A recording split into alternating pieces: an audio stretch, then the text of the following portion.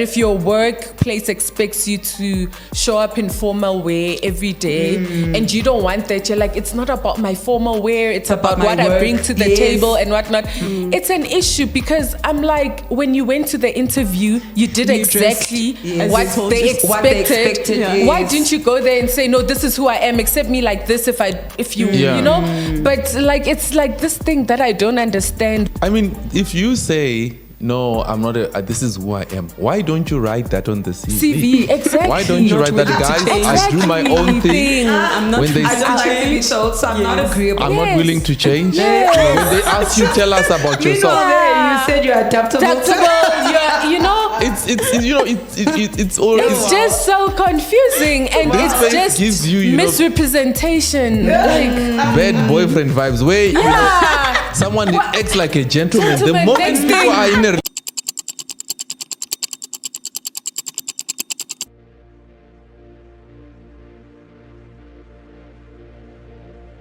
You see, I think it will be important for someone to watch all the previous episodes that we have done.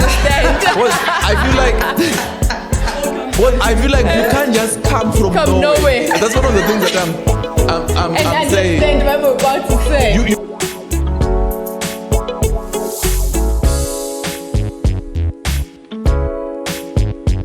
Hello everyone, hope you guys are doing great. Welcome again to another episode of Uncut, and I'm here with my co-host Pals. Welcome to the show. Thank you. Yes, and I've got my crew behind the crew. Yes, we are. Welcome guys for this another episode of Uncut. And today I think we're going to be talking about presentation and branding. When you are in the workplace. Many a times we don't get to realize that, as a person, you're actually a brand, and you represent something. And I've noted that, in the consultations that I usually do, when people are being dismissed, that issue of branding, the way you present yourself, has a big bearing on how the company is actually viewed. So you will find many a times in charges where you say, the things that you have done have brought the name of the company into disrepute. It's because you have not projected, what the company would have expected you to project. And I think it's important for one to just know that, branding and presentation, matters in marketplace. The way you present yourself, because it's a big deal. It's a big deal.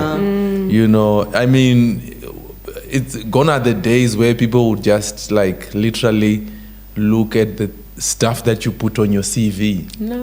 Where you just say, I'm hardworking, I'm fun. Under pressure. Under pressure. That's still a relevant one. I think it's the fact that people just think now, even when these recruiters, they just look at your CV and when they give you a call, because many a times people wonder why they don't get callbacks. They have got a lovely CV and then they get a call from a recruiter and then they don't just hear anything from them. It's many a times we don't get to realize, I had the privilege of just having a lot of meetings and, work with the recruiters, for big organizations, and also, human capital directors. One of the things that they do is they they're big on branding in terms of the profile that they're looking for so that they can join the team. One of the things that they literally do is they do background checks. Sure. What kind of background checks? They have to check on you as a person. What you have said on your CV, they want to check. Do you have a LinkedIn? What do you believe? What do you say on your LinkedIn? What do you post? Who are the people you follow? I mean, if they're gonna be paying you over a bar, I mean, they have to really do their due diligence before they even call you for an interview. So they check, what is it that you put on your LinkedIn? Okay, how is the profile on LinkedIn? Already by that, the fact that if you are saying you're gonna do well in corporate and you don't have a LinkedIn account, already you're out of the game, because that's the play, that's the space where everyone is playing it. They're going to check your social media. Social media is big. Social media is really big. I had a client where, she was working as a teacher. Yeah. Oh, yes. She was working as a teacher, and she put, you know, she had these things that she was putting on social media. And the parents, and these are private schools. Private school. You know, it's back then, you know, back then when we were going to school, no one would really check your teacher out. So they just know it's Mrs. Moyo, that's all there is. But now the parents have to check. They want to see, are you married? Are you married? Are you single? Are you married? Are you cohabiting? They check a lot of things. Are you cohabiting? They look at a lot of things. I mean, I'm like, guys, it's just work. But, you know, the way you present yourself in the social media space is important. And they checked her and they saw that there were things that, because this was a Christian school, contrary to the values. they were contrary to the values of the school. And when they were contrary to the values of the school, they literally said, no, it's not going to work. They literally had to write letters to the principal, say, we're pulling off our kids. And what did they do? Now there are these WhatsApp groups, you know, with these schools, these fancy schools. That. I mean, they posted on those WhatsApp groups. See the profile of the individual. Yeah. There's no way she's going to be teaching our kids. And she doesn't even believe in what we believe. Sure. So I think it's one of those things that I think we really need to be aware that. So then question, what do you think then should be our approach to social media?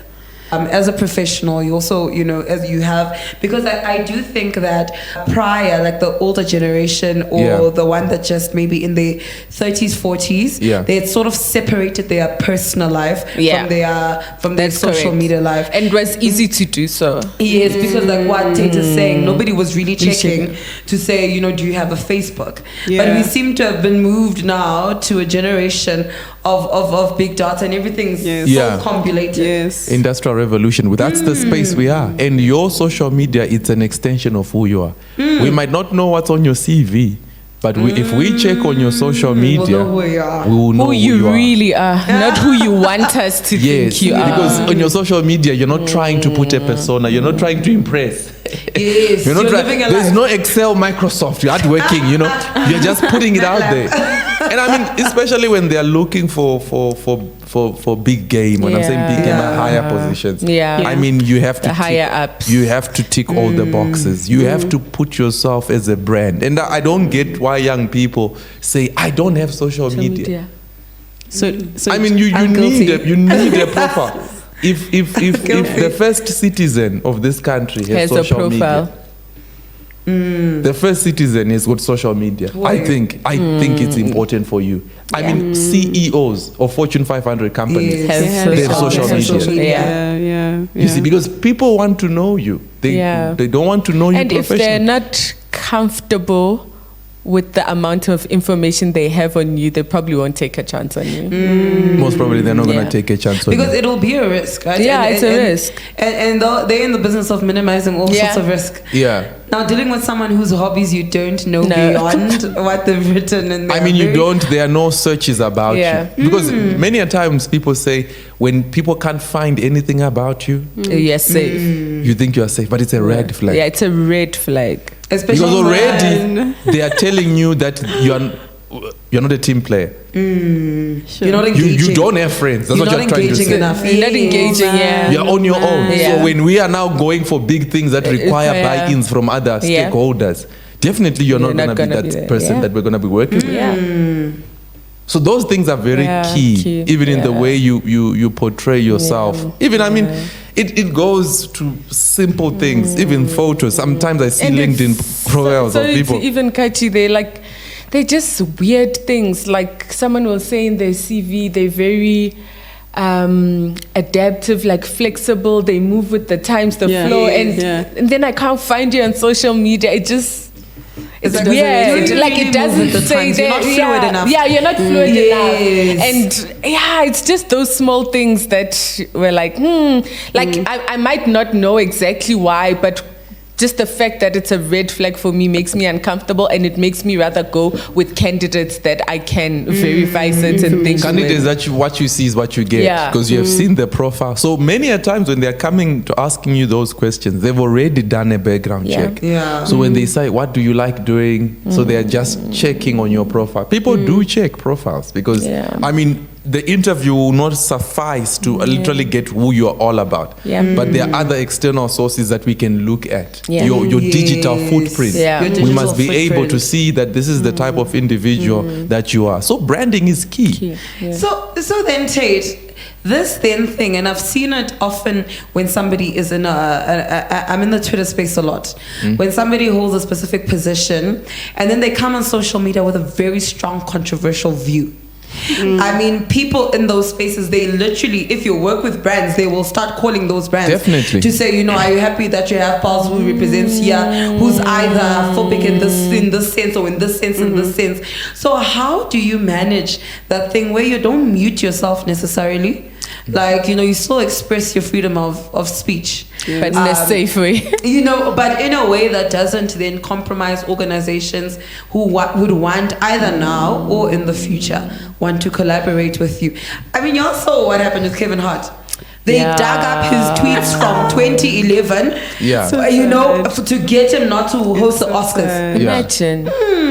Yeah, I think, to be honest, as long as you want to be paid, right? To be the one paid, not the payout. If you are the player, you can. I mean, if you are Elon Musk, you can do whatever you want to do. Yeah. But if you want to be paid by someone, I think it's safe. I don't think there's a safe way to put out, especially views that can be controversial.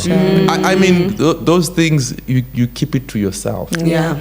Those are conversations you have on your dinner table. That's what I always tell people. There's no need for you to be public about it. We're not saying don't take a stand, just take a stand at your home. Yeah. For the sake of and just be careful also at the dinner table. Your family, I'm just saying. Your family, because people can literally judge you and take a wrong view of your beliefs, especially if you're at a junior level.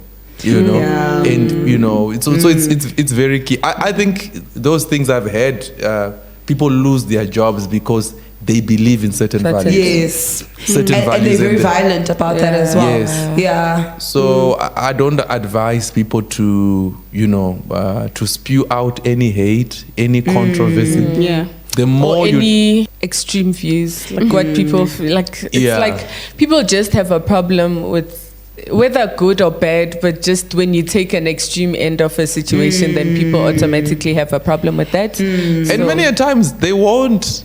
I mean, some won't even charge you for that. Yeah, that's they'll just know your views. Your views. And then from that time, they will they make a mental note. They put a mental note and they will always view you from that space. And the charge sheet won't come saying, they strongly support this political party. It will come as something else. Yeah, but actually the problem of it all was that. So.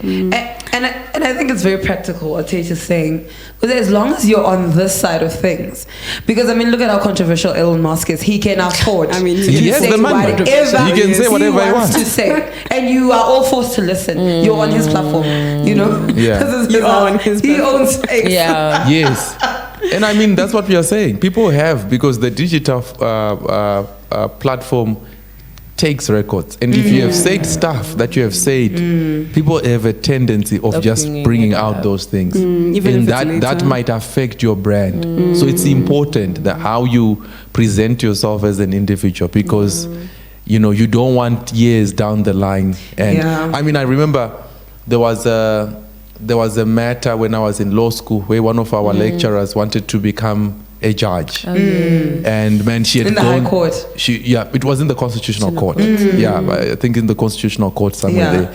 And I mean, she had done so well in the interviews, career-wise, and whatever. And then someone just did a background check on her, and then she saw that she was one of those people who rallied a strike of some sort. It was unlawful when she was in a younger day. And I mean, she was close, and she was a big break. She always wanted to be a judge. And she was just advising us, guys, make sure if you want to do well, as young as you are, they just pulled it out and says, listen, so you're not someone who can really, you have never been disciplined. Now this has come, and people will use anything to stay. And remember, the challenge, Mims, is when there's a certain level where it's not an issue of competence anymore. Yes, because everyone is at the same level. Everyone at the table is competent. Yes, they're not looking for competency. They are looking for character. They are looking for your brand, because they don't want to say, when you are making a judgment as a constitutional court judge, to say the former this constitutional court judge who once did 1, 2, 3. You should be blameless. You should have a clean slate. A clean slate. I mean, it's so funny because you even see people's personal, like if somebody at that level, at like a Fortune 500 company, I mean, they've got ethical clauses in there, wherein if you even go so much as committing adultery with, and you think your marriage is a private thing. If you have so much as commit adultery and it comes out that you have a mistress on the other side of town, you will be forced to resign from that position. That is correct. They call it bringing the name of the company into disrepute. I mean, if you fight at the club, it's an issue. It's an issue. They are charging you. Sure. You have brought the name, because you are carrying, because the thing is with branding is you are carrying the organization wherever you are. Yeah. You know, so your association with them is very important. I know you might say, but what if I'm not wearing uniform? What if? But if it goes to their clients, then someone it doesn't matter what the law says.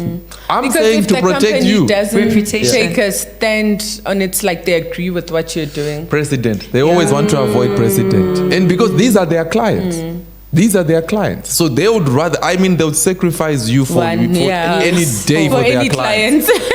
So guys, Nictabangani about this cancel culture, because I think it feeds into exactly this, because corporates are so quick to respond. You have one mini scandal in public, they cancel you and they respond, because for them, I think it's a reputational thing. But do you think we've also taken it a little too far in terms of it could literally at the point of accusation? Nobody even waits to see is Tate actually been convicted of this thing. I mean, it's sad. I definitely personally think we do take it too far. It's sad, but it is what it is. The reality. Like, it's the reality of what's there. So whether we agree with it or not, but that's just how it is, and we need to know how to maneuver ourselves around it, and how just not to get there, because you will be cancelled. Doesn't matter if it's right or wrong. We cancel very quickly. And I think another aspect of presentation and branding is also, how do you portray yourself as an individual amongst your colleagues? Because the way you your personal branding, in the workplace, you know, how you are viewed, that's by your fellow colleagues, because the way you are viewed determines how things will work for you. Like, I mean, do you come across as someone who knows what they are doing, who's hardworking, who's a team player? You know, all of those things that we put on those CVs, we must be able to leave them out, you know, because you are a brand, you know, because there are certain people where people can't just trust you. I mean, people can't just rely on you, your name, because you have not presented yourself, you know, as a professional. To say, if you say you're going to send a report on Monday, are you going to send a report? People shouldn't be following up with you. It just starts, I like what you're saying, but I think people were not intentional about it. I think it starts by you knowing that you are a brand. Like, it's like how we're talking about all these other organizations. The reason they're so intentional about protecting the brand, making sure, you know, it lives out what they believe in or its values, is because they understand that they're a brand. So in your personal capacity as well, you need to understand that you are a brand. You know, that's so good. Because it then it influences what you do. Yes. If you believe that you are a brand, you know, you'll care. What is the first thing someone thinks of when they say palace? Exactly. What is it? Do they think on time in full? Or do they think excuses? I have to go fetch this. You see, there are people who are already like that. Yes. And on that point, how does one then build credibility, like personal branding credibility amongst your colleagues, just the entire organization? How do you practically build your credibility to ensure that if someone does think of you, you know, they feel and they think something good, you know, about what you put on the CV? Isn't it you put on the CV that you say that you are hardworking, good under pressure. You are good under pressure. you are good to be well with your team, you're a team player. You know, those are the things. They're just, and I think it's that issue of intentionality, but just making sure that you know that in this journey, in this career journey, there is more. And for me to go to the next level, I have to live out the best that I can in the level that I am. You know, so it's one of those things. How do you present yourself as a professional? Or you think work is just a place that you can just go and chill, and you know, it's just a place where you collect your paycheck. Just a place that you go and collect your paycheck. So it's you have to know that if I'm going to do work, I have to do it with a certain level of excellence. And if I'm going to work as a team, let me be someone who's agreeable, who people can work with. You know, because that's how branding. So branding is not just you being a good person. It's about how others, you know, feed from you, how they perceive you as a worker in the organization, and how they see your role in terms of influencing other people in the team, your colleagues, the way you work, helping one another. So those are the things that, you know, build you as a brand and as a professional. So it's one of those things that many a times we just think we are workers. No, we are brands. We might not know that we are brands, but you know, that's the way we are viewed. You know, so it's key for one to, if you really want to do well, you know, there are spaces as a brand you can't be found in. I mean, you can't be found in spaces, in brothels, in all kinds of spaces. They're small things, but those things are not. There are certain locations, definitely not certain small. conversations, and it's not as personal as you think as well. It's not that personal. That's the problem I have with our generation. It's I don't know. I just have a problem with our generation because we have this thing. I don't know how to term it. Maybe Mims, you can term it nicely for me because these are your things. Okay, but like we have this tendency of just saying this is who I am, and everyone should just accept the whole world. Don't care. This is me, and if they don't like it like this, they can. But that's not how it works, and I also have a problem with that because if that's how you want things to continue, this is how I am, people should accept me for how. It's like when people are told to, it's probably a silly example in the age we live in, but if your workplace expects you to show up in formal wear every day and you don't want that, you're like, it's not about my formal wear, it's about what I bring to the table and whatnot. It's an issue because I'm like, when you went to the interview, you did exactly what they expected. Why didn't you go there and say, no, this is who I am, accept me like this if you you know? But like, it's like this thing that I don't understand, which is, I don't know what to call it, but it's very disturbing personally. And I think we're having this discussion about it at business school, and for me it just says a lot about your brand, your character, your like I don't know, guys, what do you think? It's branding, it's very key. I mean, if you say, no, I'm not this is who I am, why don't you write that on the CV? Exactly. Why don't you write that, guys? I do my own thing. I'm not agreeable. I'm not willing to change. When they ask you, tell us about yourself. You said you're adaptable. You know, it's just so confusing, and it's just gives you misrepresentation, like bad boyfriend vibes. Where someone acts like a gentleman. The moment people are in a relationship, why should I open the chair for you? I mean, you want to get rid of him immediately. Not the same guy who was courting you. No. It's a scam. It is a scam, a literal scam. You know, I've had many, and another thing, guys, even in terms of branding, guys, do not put stuff on your CV that you cannot live up to. Don't talk about courses or programs that nothing about. I mean, I've had many people being dismissed after a week. I mean, it's not working. They just know they are speaking the technical terms, and you know nothing about those things. You know nothing about the actual. Because you just want to get the jobs. So it's that scam, and many a times that's the term that they use, that your client was fraudulent. Yeah. She lied stuff. It's fraud. You lied on your CV because you created a certain persona and a skill set that you have and you don't have. So those things are very key. And I think it also, especially the higher you go, I've heard them speak about it really calls your integrity into question. Yes. Just your integrity as a person, because you are then somebody who has a very close proximity to lying. Because some of the not things close proximity, you are lying. You're a liar. I completely agree. I was like, and I think my generation, we need to understand there's a difference between good presentation in terms of presenting yourself in your CV. Tate likes to call it packaging. Yes. And marketing yourself. And lying. Yeah, there's a very fine line. Like fraud. Literally, there's a very big difference. Yeah. So I think it's important, because if you've noticed, because I've always wondered where someone is the CEO in this organization, and the next thing they leave this organization, they bounce into another position, and they keep on getting positions. It's like they never run out of opportunities of leading organizations.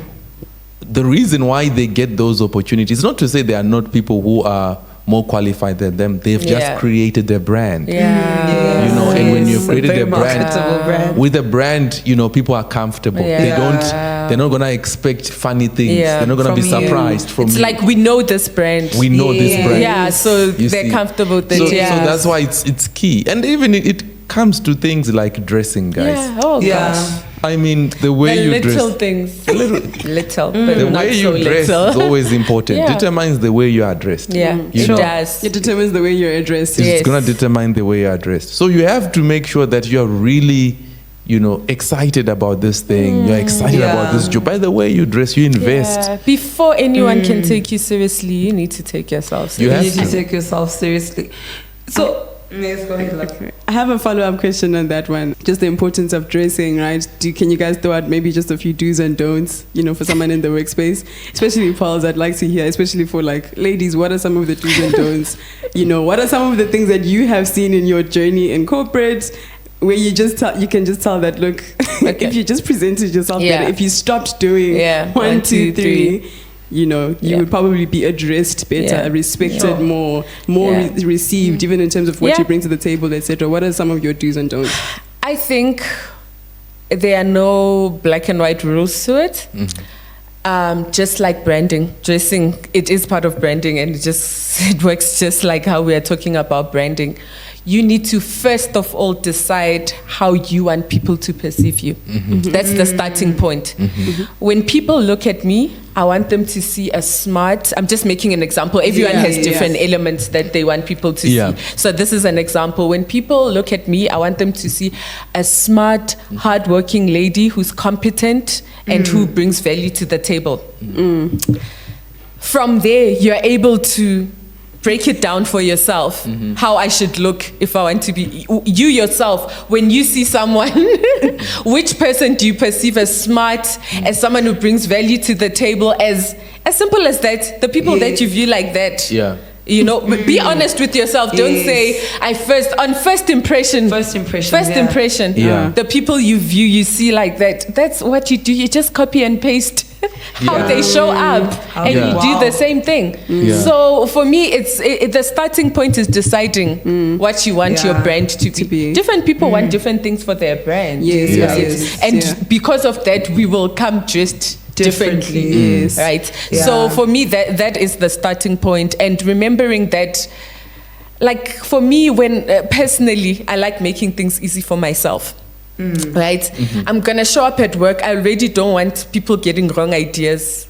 I'm already working so hard to be taken seriously. So I'm not gonna disadvantage myself with clothes. Something I can pay for, and someone you can control. Something I can control. I'm not gonna be disadvantaged by something I can control. So because I can control what I wear, I'm gonna put my best foot forward on that. So that by the time I get there, I've got a certain level of attention from people. That is correct. And right attention that is as well, not just any attention. And then I do my thing on a clean slate, not on -1. Exactly. Yeah. So I think it's also important. Always dress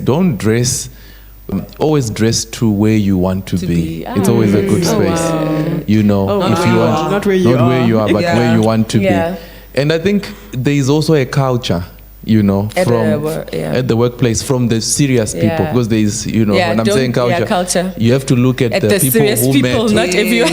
with the executives. How do they present themselves? I don't think you will ever find an executive or a CEO going to a meeting with a beanie.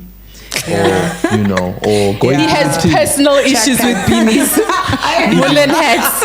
Even when you see, even teams, they, you know, sometimes when we talk about this, they seem so small. And petty. But I had a client who was dismissed because she rocked up on Teams with a and duke. she was wearing a duke and what seemed to them like a night duke. A nighty dress. Oh, nighty dress. Oh. Yes. It seemed, but it was she not. Said, I'm working from home. She was working from home. Yes. But already now, it's an issue. She says it was not a nighty. All right? But now we to have them, to it was argue if I was wearing a nighty or not. So the perception there is she just rocked out of bed. Yeah. Wearing pajamas. Basically. So then imagine they because it was a camera on. Yes, meeting. So those camera on meetings, they know you are working from home, but you are working. You are not playing at home. Yes. I mean, wear something formal. Just slip on a jacket, a shirt, and sit on there and show that you are interested in that. Yes, and you take. I mean, they themselves, the senior guys, they are working properly. I mean, they are wearing. Sorry to cut you there. You just reminded me of something. I don't know if you remember, but we once had a meeting with the financial advisor because we were changing like our policies and whatnot. I won't mention the company, but from a huge organization, and I don't know if you remember, but it's been 5 years and it's still stuck to my head. It's around when COVID started, so 4 years to be precise.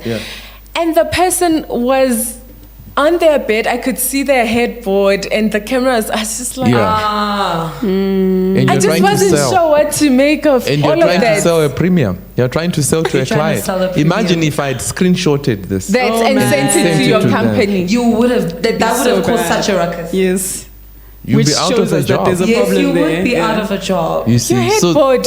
So those are you're the in things. your bed, your cameras, or you're talking to a client. Wow! I'm even thinking of, especially in this work from home culture. Yeah. I'm even thinking of this cameras off thing during meetings, and just listening even to what you're saying, that it would be good practice. I think it also helps you conscientize. Yeah. You know. And to take it seriously. Yes. To put it on.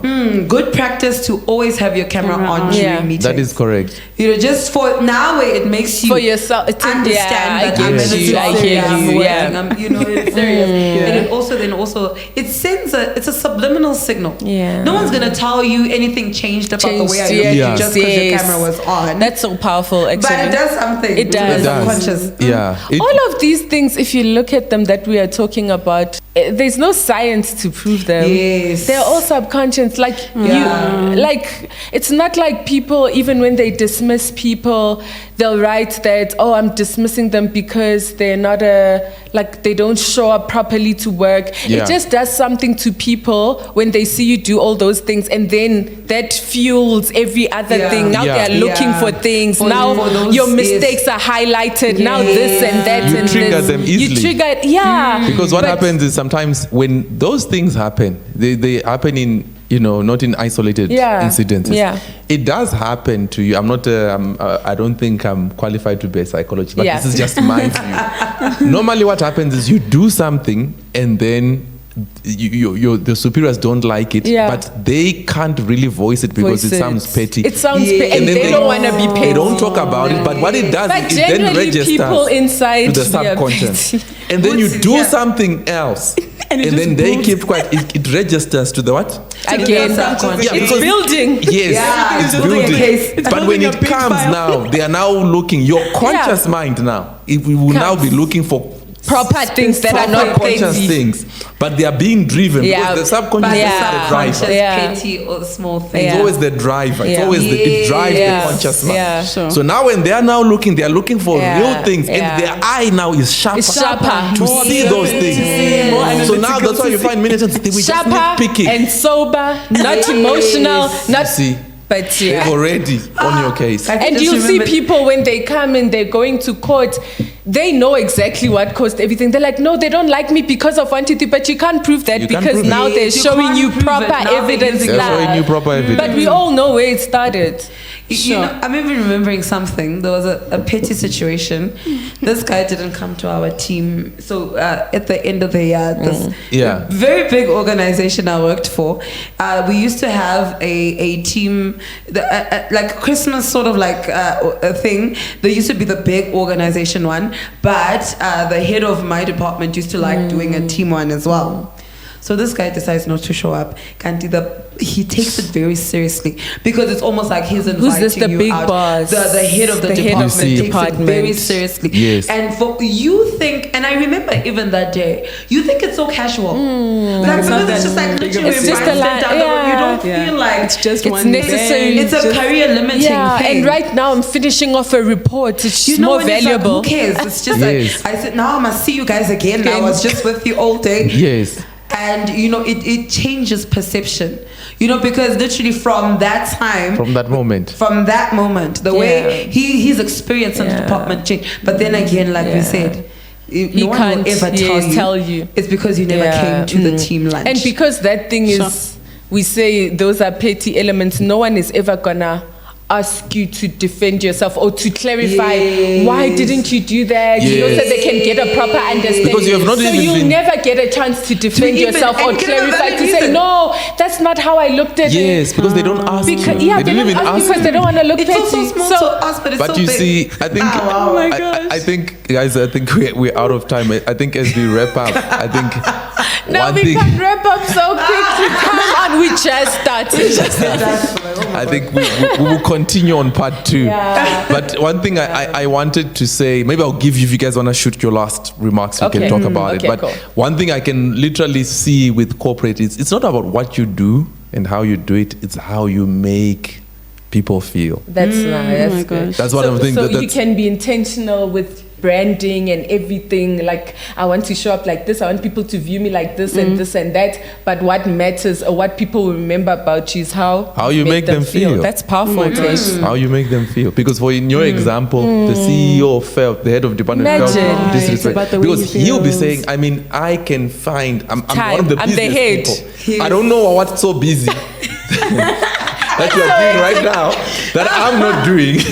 And I'm the CEO, but I make time to come. And I mean, but you find that person when they're writing their CV, I'm a team player. I'm a team player. Support. It's the small things. It's the small things that they look at and they can already be able to do a diagnosis. I mean, with doctors, they just ask you, because, I mean, one thing you've noticed with these people, especially people who have been in management, I mean, they've seen various characters of various individuals. They don't need much to know the type of person you are. Because to they make an analysis. I mean, if you go to the doctor, they'll just touch one scan point. They already know. They're already diagnosing. They don't even have to do blood. They already know what it is all about. Experience. That's the same thing from experience. So you need to know that these people have experience and they already know. And once they've made up their mind, because there are many of yous who have come before you and they've done the same thing. And they know what's the so way. different about you? So there's nothing different about you. And now you can even make someone feel things that are beyond the situation. You see. Just because of that catalog. They've seen things and it's made them feel that way. You trigger that. And you're going to be treated as that person who caused ruckus because you came in the same frequency. With the same frequency. So it's important. It's important. I think, for me, my parting words on this topic, I love it very much, but it's like branding is the one thing you literally have control over, like your personal brand. And I'd say just don't make life hard for yourself. Like life is already hard and challenging out there. You know what you can control it well, do it well, be intentional about it, brand yourself well, show up well, treat people well. Like, just trigger things in people that will make them feel good. And when they remember you, because I'm telling you, think of anyone like randomly, and what you remember about them is how they made you feel. That's the emotion that comes up. Like, I was uncomfortable. Oh, I'm not too sure about this person. You know, so just always put your best foot. So branding is an opportunity to always put your best foot forward, to show people what you want them to see about yourself. That's important. You know? That's important. So take it seriously. Be intentional. You need to be intentional. Do not allow your brand to just happen. Yes. That's a dangerous space. Be intentional about the brand. And and sometimes I think it's a time for one to review and reflect. And our brand will not be the same because we want different things. So it's important for you to take yourself seriously. If you want people to take you seriously, you have to take yourself seriously. And stay true to your brand. That's why I always say as well, interviews are really a date, guys. Like it's like going on a date with someone. So as much as you're being interviewed, you're interviewing the organization. So go into organizations that your brand can thrive in, because now you have to come into this organization and change your brand altogether and to fit into this. So always go for organizations where your brand can thrive in. It's really important where your values match or are aligned. That's where when you go there, you won't be like, people should just accept me for who I am. Whereas if you had initially chosen an organization that aligns with you, you won't have such issues. So personal branding is key. Aligning your brand to brands that are aligned with your personal brand is key. So but I think even the majority of times, do also time to do your checks, because your background checks. What's the culture like? There are certain organizations where the culture is bad, you know, and knowing your personality, you won't be able to thrive. And someone else can thrive in it, because some people thriving and they're having the time of their life. And there's nothing wrong. So it's important for you to try and align yourself, you know, into the specific areas, especially the culture. Find out about the culture. What is the culture like? You know, is it something that it's palatable to you, so that at least you can journey your way to the top. So thank you so much, guys, for coming through. I hope you guys. I feel like we were just on the tip of the thing. We didn't even dig deep into branding. We'll definitely look into it next time.